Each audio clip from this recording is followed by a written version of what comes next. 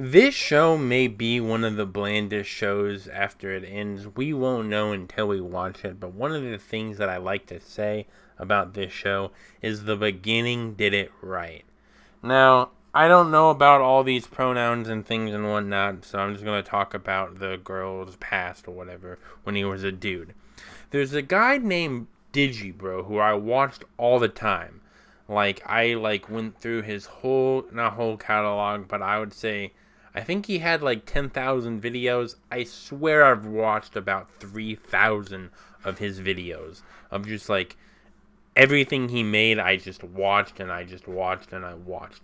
And one of his videos that I forget the title of, but the main part of it was that when a character dies in the beginning and characters keep dying in the beginning, why the hell would we care? This show does it so random people die and we don't know who everybody is, but it makes sense in the fact that we're rooting for the people who are killing the evildoers because we know a little bit of what's going on. Now let me explain a bit more. I haven't talked about this show, and I don't know if I ever talk about this show, because if I do talk about this show, even though it's an isekai, it's probably one of the worst anime I've ever watched of all time. The Masters of Ragnarok and Blesser of Ironheart. Listen, from what I remember is in the first episode, people were dying out of nowhere, and like I did not give a flying fuck who was dying. Like one of the girls that I could clearly tell was the main character after the first 5 minutes. If she died, I would just be like, yeah, okay. I mean, like, why am I supposed to care? When characters die out of nowhere in the beginning of the stories, or in general when they're dying, and we don't know the backstory of what's going on of either party, how am I supposed to give any feelings towards party A or party B?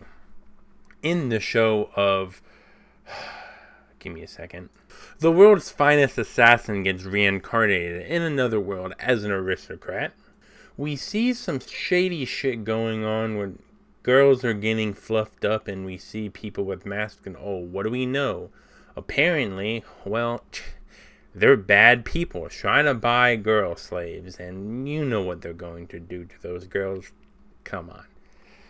Pretty easy to understand what's going on in this situation. And when those people were dying, I still didn't give a lot of emotion to it, but I know who to root for, and I knew where to give my feelings towards because, when those characters, when Logue's group, I don't know how to pronounce that, but when Tarte and Dia were just killing everybody, I actually felt like I could give my feelings towards the main character and like, yes, I'm glad that they're doing shit.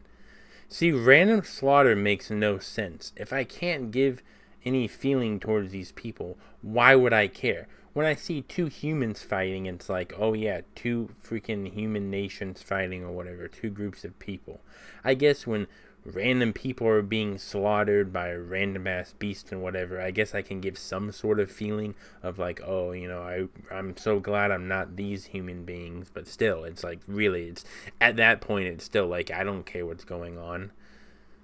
Like I really don't like this show, and I get myself messed up stomachs every time I remember this scene, but the blood plus rabbit scene, like, you've had to go through, I think, like 3 seasons to see that horrific crap or whatever. And you had time to develop feelings with the characters and whatnot. And how evil these certain monsters can be and whatnot. So, I mean, like, that's different when people were randomly being slaughtered by these monsters indiscriminately, I meant. And then I think it was like 8 minutes into the episode, maybe it was 10 minutes into the episode, we get the character's backstory, and then it ends not fulfilling on to the next thing. It's actually a cliffhanger that makes sense. I mean, the goddess said, oh, kill the hero for me, and then dun dun dun dun dun dun. Sorry about my phone, but that's going to be kept into the video. I have read the manga thus far of what is out, and I'll tell you that this show's going to be okay.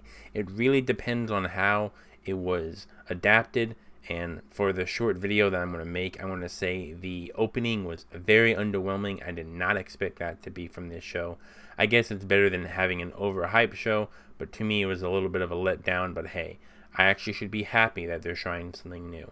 By something new, I mean Isekai show is trying something new when it comes to their openings and endings. Even though I don't think we saw the ending of this show, but I don't know. It's been like a week almost since I've seen the first episode twice. Anyways, have a great day or night, and wherever you live, remember, Johnny.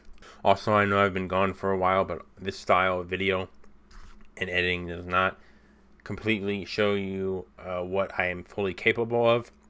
I'm just releasing this video so it's somewhat relevant at the time it comes out.